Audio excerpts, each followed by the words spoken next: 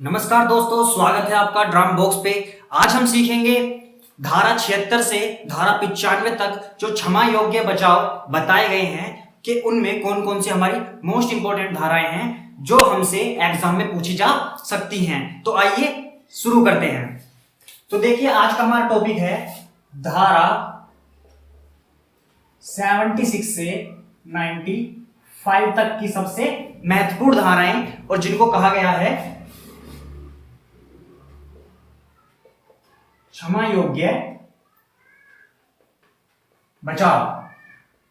ठीक है, तो ये टोटल 20 धाराएं हैं। कितनी? 20 धाराएं हैं। लेकिन दोस्तों, हमें 20 की 20 धाराएं हमारे अपने एग्जाम के प्रोस्पेक्टस से इंपॉर्टेंट नहीं है। हमारे लिए जो इंपॉर्टेंट है वो कुछ महत्वपूर्ण धाराएं हैं जिनका हमने यहां पे बहुत अच्छे से डिटेल में समझाया है जिनको हमने। तो देखिए, शुरू करते हैं। जो धारा 76 है, 76 है, हमारा सेक्शन 76 है किसका? आईपीसी, यानी आईपीसी सेक्शन 76 या आईपीसी धारा 76 ये कहती है कि देखिए, तथ्य की भूल बचाव है। यानी कि अगर किसी व्यक्ति से या किसी के भी द्वारा अगर किसी तथ्य की भूल में कोई अपराध होता है, उसे नहीं पता था कि ऐसा करने से वैसा हो जाएगा, यानी तथ्य को ही उसे नहीं पता था, है ना, तो तथ्य की भूल को अपराध नहीं माना जाएगा। लेकिन जो विधि की भूल होगी, यानी कि मान लो किसी ने किसी का खून कर दिया। अब ये तो एक विधि में है कि भाई कोई किसी का खून करेगा, कत्ल करेगा, हत्या करेगा किसी की, है ना, तो उसको अपराधी माना जाएगा। ठीक है, तो धारा 76 में हमें बताया गया है कि तथ्य की भूल जो है वो तो बचाव है, लेकिन विधि की भूल बचाव नहीं है। यानी इसमें दो चीजों का जिक्र है धारा 76 में, तथ्य और विधि की भूल। कौन सी भूल? तथ्य की भूल और विधि की भूल। तो याद रखना, तथ्य की भूल बचाव है लेकिन विधि की भूल बचाव नहीं है। देखिए, धारा 77 या सेक्शन 77 इसमें बताया गया है कि विधि द्वारा दी गई न्यायिक शक्ति, यानी कि अगर विधि के द्वारा, कानून के द्वारा किसी को ऐसी शक्तियां प्राप्त हैं कि वो किसी को किसी तरह की सजा सुनाए, है ना, जैसे कि न्यायाधीश होता है। अब न्यायाधीश ने कोर्ट में कोई अपराधी वगैरह आया, उसको सजा दे दी कि भाई तुम्हें तो मृत्युदंड दिया गया या फिर तुम्हें आजीवन कारावास दे दिया, जुर्माना लगा दिया। तो उसने जो भी सुनाया है सजा, उसे ऐसी शक्तियां प्राप्त हैं, उसे अपराध नहीं माना जाएगा क्योंकि उसे कानून से शक्ति मिली हुई है। उसे पावर है कि वो अगर किसी ने इस तरह का अपराध किया है कि उसे मृत्युदंड दिया जाना चाहिए, तो मृत्युदंड देने का कार्य कौन करेगा? एक न्यायाधीश। तो अगर कोई व्यक्ति, यानी जो न्यायाधीश वगैरह होंगे, अगर वो ऐसा कार्य करते हैं कि किसी को मृत्युदंड देना या सजा देना, है ना, तो वो अपराध नहीं माना जाएगा। यानी कि अगर कोई न्यायाधीश किसी को मौत की सजा सुनाता है तो न्यायाधीश जो होगा वो अपराधी नहीं होगा। क्यों? क्योंकि विधि द्वारा दी गई न्यायिक शक्ति उसके पास है ना, कानून से शक्ति मिली है उसको न्याय करने की, और वो न्याय के पक्ष में ही तो कोई बात कह रहा है ना। इसलिए न्यायाधीश जैसे लोग हुए, उनको विधि द्वारा दी गई न्यायिक शक्ति की बात इसमें करता है। कहता है कि अगर किसी को न्यायिक शक्ति प्राप्त है तो उसके द्वारा जो अपनी न्यायिक शक्ति के उसमें काम किया गया है ना, अलग से नहीं, यानी उसको एक पावर थी कि हाँ वो सजा देने का हकदार है, तो उसने सजा दी, तो उसे अपराधी नहीं माना जाएगा। ठीक है। धारा 78 न्यायालय के निर्णय अनुसरण में किया गया कार्य, यानी कि अगर कोर्ट ने कोई फैसला सुनाया और उस फैसले को देखो लागू तो कोई और करेगा। मान लो जज साहब ने क्या किया, न्यायाधीश ने क्या किया कि किसी को आजीवन कारावास दे दिया। अब आजीवन जो कारावास है वो तो किसी जेल में दिया जाएगा, जेलर के द्वारा दिया जाएगा। वहां पे जितने भी कर्मचारी लगे हुए हैं, हवलदार वगैरह लगे हुए हैं, वो सब उसको मतलब कारावास में डाल के रखेंगे। तो अब उनको अपराधी नहीं माना जाएगा कि जेलर को अपराधी मानोगे, इसने तो इसे जेल में डाल रखा है। या फिर जो जल्लाद होता है वो फांसी देता है, तो अपनी खुशी से तो फांसी दे नहीं रहा, उसने क्या काम करा है, जो न्यायाधीश ने फैसला दिया उस फैसले को कंप्लीट कौन करता है? जल्लाद करता है फांसी देके। अब फांसी देना अपराध, मतलब उसको अपराध इसलिए नहीं है, जो जल्लाद ने फांसी दी किसी को, हम उसे अपराध इसलिए नहीं मानेंगे क्योंकि जल्लाद ने फांसी किसके कहने पे दी है? जल्लाद ने फांसी न्यायाधीश के कहने पर दी है, क्योंकि कोर्ट का ऐसा आदेश था कि इस व्यक्ति को फांसी दी जाए। ठीक है, तो जो धारा 78 है यानी सेक्शन 78 है, ये हमें कहता है कि भाई न्यायालय के निर्णय या अनुसरण में किया गया कार्य अपराध नहीं माना जाएगा, वो क्षमा योग्य होगा। अब देखिए सेक्शन 80 यानी धारा 80, ये कहता है दुर्घटना से घटित, यानी कि कोई ऐसी जो अपराध जैसी श्रेणी में चीजें आती हैं, अगर वो दुर्घटना से घटित हो जाती है तो उसे अपराध नहीं माना जाएगा, लेकिन आपको कोर्ट में साबित करना पड़ेगा कि जी मैंने ये काम जानबूझ के नहीं किया है, ये मैंने कैसे हो गया, दुर्घटना से हो गया। जैसे मान के चलो अगर आप गलती से चक्कू लेकर बैठे थे, है ना, अब आप तो अपना सब्जी काट रहे थे, ठीक, अब अचानक से ही ऊपर से कोई आदमी आके गिरा, है ना, मान लो आप खरंजे पे बैठे थे, खरंजे पे बैठ के आप चक्कू से कुछ काट पीट रहे थे, अचानक से छत से कोई गिरा और वो आपके चक्कू पे आके गिर गया और वो मर गया, है ना, तो आपने उसे थोड़ी ना मारा, ये तो एक दुर्घटना थी। ऐसे ही जैसे आप मान लो गाड़ी चला रहे थे, आपने पूरी सावधानी बरती, अब वहीं से कोई दौड़ता हुआ आया और आपकी गाड़ी के नीचे आके वो मर गया, आपने तो ब्रेक भी लगाए, सब कुछ करा, लेकिन वो व्यक्ति नहीं बच पाया, तो वो क्या है, वो सब दुर्घटना है। अगर कोई दुर्घटना होती है, दुर्घटना में कोई मतलब अपराध हो जाता है, उसको अपराध नहीं माना जाएगा, वो अपराध क्षमा योग्य होगा। ये किस में कहा गया है, सेक्शन 80 या धारा 80 के अंदर के दुर्घटना से घटित हुए जो वो होंगे तुम्हारे अपराध, वो क्या होंगे, क्षमा योग्य होंगे। धारा 81 सेक्शन 81 इसमें कहता है आवश्यकता के आधार पर आपराधिक दायित्व से प्रतिरक्षा। देखिए आपने पिक्चरों में देखा होगा कि होता है कि आप हमारे गवाह बन जाओ तो हम आपकी सजा कम कर देंगे या फिर हम आपको छूट दे देंगे। तो ये क्या होता है, यानी आप अगर कानून की मदद करते हो और आपने भी अपराध किया है तो जहां तक कानून हो सकता है आपकी मदद करेगा, है ना, यानी आपकी सजा कम की जा सकती है या माफ की जा सकती है, लेकिन कब, अगर आवश्यकता के आधार पर, यानी आपकी आवश्यकता है कानून को, ठीक है, यानी आवश्यकता के आधार पर कानून आपकी जो अपराध है उसको कम मान सकता है, छोटा मान सकता है, आपके अपराध की सजा कम कर सकता है या उसको खत्म कर सकता है, ठीक है, यानी आवश्यकता के आधार पर आपराधिक दायित्व से प्रतिरक्षा दी जा सकती है।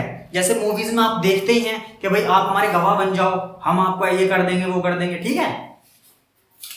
सेक्शन 82 यानी कि धारा 82 ये कहता है कि 7 वर्ष से ऊपर किंतु 12 वर्ष से कम आयु के जो बच्चे होंगे, अगर वो किसी तरह का अपराध करते हैं तो उसे अपराध नहीं माना जाएगा। फिर से ध्यान देना, 7 वर्ष से ऊपर लेकिन 12 वर्ष से नीचे की आयु के बच्चे, और ये बच्चे कैसे होने चाहिए, जिनकी समझ जो होगी अपरिपक्व समझ के शिशु ना हो, क्योंकि जो 7 से लेकर 12 वर्ष के होते हैं बच्चे उनको शिशु की कैटेगरी में रखा जाता है, मगर ये शिशु कैसे हो, अपरिपक्व समझ वाले। ऐसा नहीं कि बंदा ना, मान लो चलो कोई 11 साल का बच्चा है, ठीक है ना, कोई शिशु है 11 साल का और बहुत ब्रिलियंट है, उसे सब पता है, उसने कानून वानून सब पढ़ रखा है, उसको पता सब कुछ है, लेकिन फिर भी वो अपराध करता है, ऐसे बच्चे को छूट नहीं मिलेगी। छूट किसको मिलेगी, जिसको कुछ पता ही नहीं था, बेचारा ना समझ रहे हो, एक इनोसेंट बच्चे होते हैं, उन्हें पता ही नहीं होता, है ना, तो ऐसे इनोसेंट बच्चे अगर कोई अपराध कर देते हैं तो उनको क्या करा जाएगा, क्षमा योग्य बचाव में गिना जाएगा। किसको, 7 वर्ष से ऊपर, है ना, और 12 वर्ष से नीचे के बच्चों को। धारा 84 सेक्शन 84 विकृत चित्त व्यक्ति का कार्य है। विकृत चित्त से यहाँ पे मतलब है कोई ऐसा व्यक्ति जिसकी जो दिमाग है, जिसका जो मस्तिष्क है वो पूरी तरह से काम नहीं कर रहा, वो पागल की कैटेगरी में आप उसको डाल सकते हो। जैसे आपने बहुत सी पुरानी मूवीज में देखा होगा, है ना, जो बदमाश वाली मूवीज होती हैं, है ना, फाइटिंग वगैरह की, उसमें दिखाते हैं कि वकील लोग साबित कर देते हैं कि भाई ये तो पागल है ना, इसने पागलपन में किया, इसने जानबूझ के कुछ भी नहीं किया, ठीक है। यानी कोई अगर पागल व्यक्ति किसी तरह का अपराध करता है तो उसको अपराध नहीं माना जाता, क्योंकि हम ये मानते हैं, कानून ये मानता है कि भाई इसे तो अपना ही नहीं पता तो इसे कानून का क्या पता होगा, है ना। तो अगर किसी का दिमाग सही से काम नहीं करता है, कोई व्यक्ति पागल है ना, बुद्धि भ्रष्ट आदमी, मतलब जिसका पागल आदमी है ना, एक लाइन में अगर कोई पागल व्यक्ति है, विकृत व्यक्ति है, उसके द्वारा किया गया अपराध अपराध की श्रेणी में नहीं आता है। अगर कोई पागल है तो उसे क्षमा योग्य बचाव की कैटेगरी में डाला जाएगा। धारा 85 सेक्शन 85 अनैच्छिक मतता अपनी इच्छा के विरुद्ध। जैसे मान लो भाई कोई कार्य किसी ने अपनी इच्छा के विरुद्ध किया है ना, ये नहीं उसकी इच्छा थी ही नहीं, बस उससे भाई जबरदस्ती कराया गया। अगर वो कोर्ट में ये साबित कर देता है कि भाई उसने कोई कार्य कोई अपराध अपनी इच्छा से नहीं किया है, उससे ये कार्य जबरदस्ती कराया गया।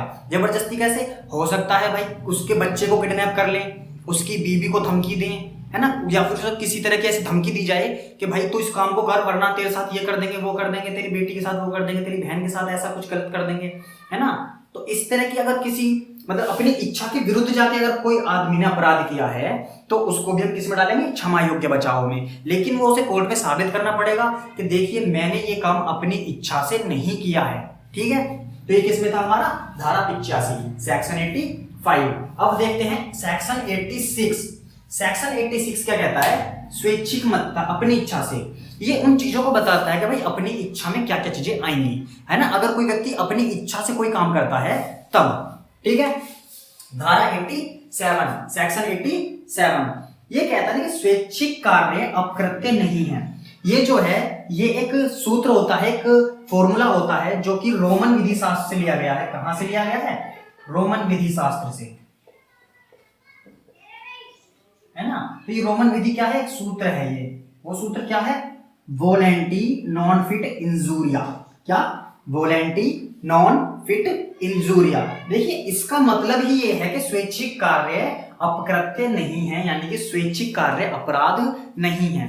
जैसे मानो भाई मैं हूं, है ना, अब मैंने अपनी मर्जी से ही अपनी अंगुली काट मारी, समझ रहे हैं, मेरी अंगुली किसी और ने नहीं काटी, मेरा जी कर रहा था बस कि दार अपनी अंगुली काट कर देखते हैं क्या मजा आता है नहीं आता है, तो ये अपराध नहीं हुआ। क्यों, क्योंकि मैंने अपनी अंगुली अपनी मर्जी से काटी, है ना। या फिर ऐसे मान लो कि भाई मेरा तो बस गुस्सा आ रही थी और मैंने अपनी मर्जी से ही अपना सर दीवार में दे के सर फोड़ मारा, अपना खूनम खान कर दिया, तो किसी और ने थोड़ी ना मेरा सर फोड़ा है, या तो मैंने खुद ही अपना सर फोड़ मारा, खुद ही अपनी अंगुली काट ली, समझ लो। मैंने गुस्से में क्या करा, खुद ही अपने थप्पड़। जब मिल्खा सिंह की मूवी में देखा है ना आपने, अभी देखो मिल्खा सिंह की मूवी में क्या दिखाया था कि उसे फ्रस्ट्रेशन होता है कि मैं हार गया, तो वो जाता है बाथरूम के अंदर और वो क्या करता है, दबा दबा अपने थप्पड़ मारता है खुद ही। अभी कोई और थप्पड़ मारता तो मानहानि का केस कर देता, है ना, और कहता कि भाई देखो इसने मेरी 4 आदमियों में बेइज्जती कर दी ऐसे ऐसे। लेकिन वहां पे क्या था, वो खुद ही अपने थप्पड़ मारने से लग रहा था, है ना। तो वो क्या था, उस अपराध नहीं है, क्यों भाई वो खुद ही कर रहा है, अपनी इच्छा से खुद को थप्पड़ मार रहा था, है ना। देखा ना मिल्खा सिंह मूवी में, वही वाला केस होता है क्या, कि स्वैच्छिक कार्य अपकृत्य नहीं है, अपनी इच्छा से किया गया कार्य अपकृत्य नहीं होगा। ठीक है, वोलेंटी नॉन फिट इंजूरिया, ये था हमारा सेक्शन 87। अब देखिए लास्ट जो सेक्शन है वो है सेक्शन 94 धारा 94। ये कहता है कि मृत्यु की धमकी मिलने के कारण कार्य करना, यानी कि आपको या किसी व्यक्ति को किसी ने धमकी दी कि भाई फलाना तूने काम नहीं किया तो मैं तुझे मार दूंगा, है ना, यानी आपको मृत्यु की धमकी दी गई। ठीक है, जैसे कि भाई कोई किसी से कह दे कि भाई तू इस बेंच को यहां लेके आ, है ना, वरना मैं तेरे को गोली मार दूंगा, वरना मैं तेरे को यहीं पे जान से मार दूंगा। अब वो डर गया बंदा, उसने मृत्यु की धमकी मिलने के कारण इस बेंच को या फिर हम तो कोई भी चीज उठा के यहां से यहां ले आया। ठीक है, या फिर किसी ने कहा कि भाई चौधरी मोड़ जा पैदल पैदल, वरना मैं क्या करूंगा, तेरे को यहीं पे गोली मार दूंगा। आपने कई मूवीज में देखा होगा, एक मूवीज में था ऐसे, एक मूवी में क्या दिखाया था कि वो उसकी बेटी के सर पे बंदूक रख देता है, ठीक है, और कहता है कि मैं तेरी बेटी को गोली मार दूंगा वरना तो इस पेड़ के 100 राउंड लगा, तो वो लगाता है ना। तो होता क्या है इसी तरह की, या फिर मान लो उसी को धमकी दे देता वो कि भाई मैं तेरे को गोली मार दूंगा वरना दौड़ता रहे। ठीक है, या फिर एक ऐसा अपराध कोई व्यक्ति अपनी इच्छा से तो करता ही नहीं है, बस होता क्या है उसको मौत की धमकी मिली हुई है, इस वजह से उसने वो काम किया है, तो उसको अपराध नहीं माना जाएगा। इसमें एक कंडीशन और है कि भाई देखो काम कौन सा, एक हत्या और मृत्यु को छोड़कर, यानी आपने अगर किसी की हत्या कर दी और या मृत्यु कर दी है ना, तो उस कंडीशन में आप ये नहीं कह सकते कि भाई मुझे तो मौत की धमकी मिली हुई थी इसलिए मैंने उसे मार दिया, है ना, क्योंकि आपने किसी की हत्या कर दी, है ना, इससे तो आप ही मर जाते।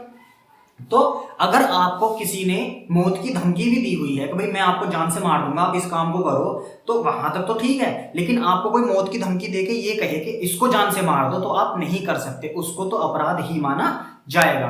तो ये जो थे हमारे मोस्ट इंपोर्टेंट, कितनी धाराएं बैठी थी, 1 2 3 4 5 6 7 8 9 10 11, यानी 20 में से हमारे लिए सबसे मोस्ट इंपोर्टेंट धारा यहाँ पे कितनी है जी, 11। ठीक है, ये 11 धाराएं बहुत ही मोस्ट इंपोर्टेंट है क्षमा योग्य बचावों में, ये आपको जरूर पता होनी चाहिए। ठीक है, आप बार बार इस वीडियो को देखें, बार बार रिवाइज करें, याद करने की आवश्यकता नहीं है, बहुत सारी धाराएं हैं दोस्त, याद करने में आपके दिमाग का भाजीपाला हो जाएगा, है ना। आपको क्या करना है, बस इन चीजों के साथ लगे रहें, बने रहें, जब भी मूड फ्रेश हो इनको देखते रहें, आपके दिमाग में ऑटोमेटिक चीजें अटक जाएंगी। ठीक है, तो ये था हमारा धारा 76 से 95, सेक्शन 76 से 95 क्षमा योग्य बचाव, जिसमें कुल 20 धाराएं थी। 20 धाराओं में से जो हमारे एग्जाम के पॉइंट ऑफ व्यू से जो सबसे मोस्ट इंपोर्टेंट थी वो 11 धाराएं थी, जिनको हमने यहाँ पे डिस्कस किया। ठीक है, और इसको स्पेशल में याद रखना है क्या है, वोलेंटी नॉन फिट इंजूरिया, ये कौन से सेक्शन में आता है, 87 में। क्या है ये, रोमन विधि शास्त्र का एक सूत्र है, जिसका मतलब होता है स्वैच्छिक कार्य अकृत्य नहीं है। उम्मीद है आपको ये जानकारी बहुत पसंद आई होगी। अगर आपको ये जानकारी पसंद आई है तो इस वीडियो को लाइक करें, हमारे चैनल को सब्सक्राइब करें और ज्यादा से ज्यादा इस वीडियो को शेयर करें, ताकि ये वीडियो वहां तक पहुंच सके जिन लोगों को इसकी बहुत ही आवश्यकता है। इसी के साथ धन्यवाद, नमस्कार, जय हिंद, स्वस्थ रहें, मस्त रहें।